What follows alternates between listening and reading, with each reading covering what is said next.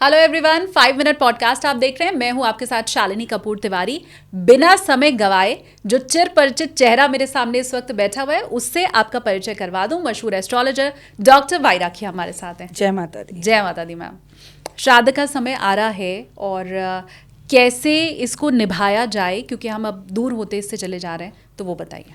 पहले तो लोगों को श्राद्ध को लेके ये लगता है कि श्राद्ध आ गया है तो बस अब हमें शेव नहीं करनी है, हमें लहसुन प्याज नहीं खाना, नॉनवेज नहीं खाना, बस हो गया श्राद्ध। ऐसा नहीं होता। श्राद्ध क्या है इसे समझिए। श्राद्ध जब हमारे पितरों को छुट्टी मिलती है 15 दिन के लिए। इस वक्त चतुर्मास चल रहा है गुड़िया, और चतुर्मास में अलग अलग भगवान जो है, क्योंकि भगवान विष्णु हम पालन करता है, वो योग निद्रा में गए हुए हैं। तो पहले हमने देखा कि भगवान शिव ने धरती को संभाला, फिर कृष्ण ने संभाला, फिर गणपति जी ने संभाला, और अब हम देख रहे हैं कि श्राद्ध पक्ष आ रहा है। ऐसे किसी ना किसी तरह से कोई ना कोई त्यौहार लगातार चल रहा है। श्राद्ध पक्ष की अगर बात की जाए तो हमारे पितर अब 15 दिन तक इस धरती को चलाएंगे। अब जीते जी हमने मम्मी पापा को टाइम नहीं दिया होता, कई बार उनकी बुराइयां की होती हैं, कई बार हम इतने महफूज हो गए हैं तो कि हमारे मन में होता है। कईयों के माता पिता ऐसी घटना में ही दुर्घटना में चले गए होते हैं, जैसे केदारनाथ जैसी घटना, कि उनकी चेहरा तक नहीं देखा होता। तो ये समय है अपनी उन गलतियों को सुधारने का। वो धरती पर हैं, चंद छोटी छोटी चीज़ें कर कर, पीपल के पेड़ पर जल देकर, अपने घर की चौखट पर रोज़ सुबह जल देकर, दक्षिण की तरफ 4 मुखी दिया जलाकर, उनकी फेवरेट चीज़ें खाने की बनाई और उन खाने की चीज़ों को दान कर कर, उनके नाम का भंडारा कर कर, उनके नाम का श्राद्ध कर कर। श्राद्ध में भी शालिनी अगर आप कहें तो मैं बताऊं, हम 5 गलतियां करते हैं जो नहीं करनी चाहिए, और 5 चीज़ें जो हम नहीं करते वो करनी चाहिए। मैं बताऊं आपको। हाँ। तो पहली चीज़, अगर आप श्राद्ध करें तो घर में करें, ब्राह्मण को बुलाकर घर में खाना खिलाएं। जब श्राद्ध में पंडित खाना खा रहा हो तो कहते हैं उसमें आपके पितर आकर खाते हैं। पंडित जी खाना कैसे बनाए, नमक तो कम नहीं है, ऐसा कभी मत पूछो।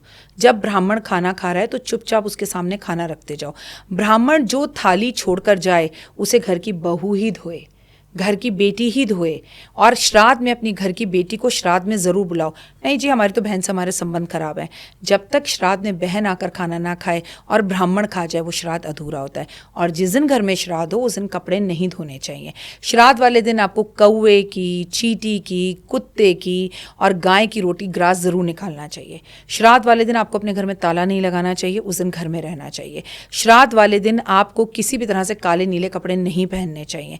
श्राद्ध वाले दिन आपको पंडित जी को टॉर्च और छतरी दान जरूर करनी चाहिए। श्राद्ध खाकर जब पंडित जी जा रहे हो उन्हें दक्षिणा दें तो उन्हें एक सफ़ेद रंग की धोती ज़रूर दें, उन्हें हो सके तो चप्पल दें, उन्हें टॉर्च दें, और टॉर्च भी ऑन कर कर दें कि भाई हमारे घर आज श्राद्ध हो गया, हमारे पितर जाएंगे वापस अपने रास्ते में, तो उन्हें एक छतरी चाहिए रास्ते में और एक टॉर्च चाहिए। ये पुरानी बातें चली आ रही हैं ज़माने से, जो हमारे पितर करते थे, और ये करना बहुत लाभदायक रहता है। श्राद्ध में आप अपनी इच्छा अनुसार सोना चांदी दान करें। ना हो एक चांदी का पुराना सिक्का ही पंडित जी को दे दीजिए। पापा को खाने में रबड़ी बहुत पसंद थी तो रबड़ी बनाइए। कई लोगों के यहाँ कहते हैं कि श्राद्ध में चावल नहीं खाते, लेकिन साउथ इंडिया में जाइए वो श्राद्ध में चावल ही खिलाते हैं।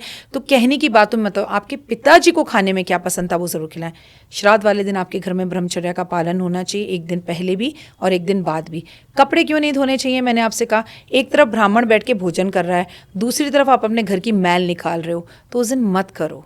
उस दिन पूरा दिन अपने पितरों को दो, उनकी तस्वीर को दीवार से उतार के पोंछो, साफ करो, वाइट पुष्प अर्पण करो, माफ़ी मांगो, थैंक यू बोलो, शुक्राना करो।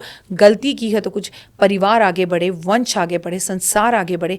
प्लीज़ आप हमें ऐसा आशीर्वाद दीजिए। और I really love you, miss you पापा, मैं आपको बहुत मिस करता हूँ या करती हूँ। और आप अगर हो और मुझसे खुश हो तो संकेत दो। आप यकीन मांगो नो शालिनी, वो आपको संकेत देंगे। आप जब उनसे ऐसा बोलेंगे तो वो घंटी बज जाएगी और कहीं ना कहीं कोई फ़ोन, उनकी बेस्ट फ्रेंड का फ़ोन आ जाएगा, बेटा आज तेरे पापा की याद आ रही थी।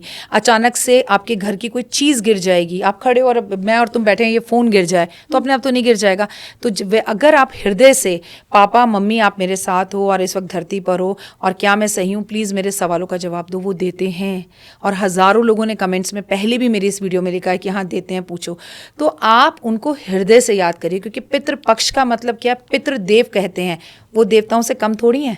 आप अगर भगवान विष्णु से कहते हैं भगवान विष्णु मेरा बड़ा बंगला बना दे, तो भगवान विष्णु सीधा पितरों के पास जाते हैं कि भाई पितरों ये सही रख रहा है, तुम्हें सही रखा है इसने, अच्छे से तुम्हारा सब कुछ कर रहा है। पितर और भगवान का डिस्कशन होता है, जिसके पितर खुश होते हैं, ऐसे साउथ में कहा जाता है, हाँ। उसको भगवान तुरंत उसकी अर्जी पास कर लेते हैं।